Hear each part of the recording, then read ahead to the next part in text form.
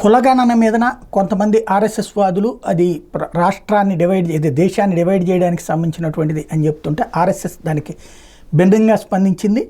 జాతీయ కులగణనకు అనుకూలంగా ఆర్ఎస్ఎస్ కీలక ప్రకటన చేసింది. అయితే ఈ కులగణన ప్రక్రియ అనేది సమాజ హితానికి కులాల ఉన్నతికి ఉపయోగపడాలి తప్ప రాజకీయ అంశం ఎంత మాత్రం కాకూడదని హితవు పలికింది. ఎన్నికల ప్రచారాంశం కోసం రాజకీయ ప్రయోజనాల కోసం కులగణన వివరాలు డేటా ఉపయోగించుకోకూడదని స్పష్టం చేసింది. కులగణన అనేది సున్నితమైన అంశమని, అయితే జాతీయ ఏకీకరణ పరంగా ప్రధానమైందని అఖిల భారత ప్రచార ప్రముఖ్ సునీల్ అంబేద్కర్ పేర్కొన్నారు. కేరళలోని పాలక్కాడ్లో 3 రోజుల పాటు నిర్వహించిన జాతీయ స్థాయి సమన్వయ సమావేశాలు సోమవారంతో ముగిసినాయి. ఈ సమన్వయ జాతీయ కులగణన మీద సునీల్ అంబేద్కర్ మాట్లాడారు.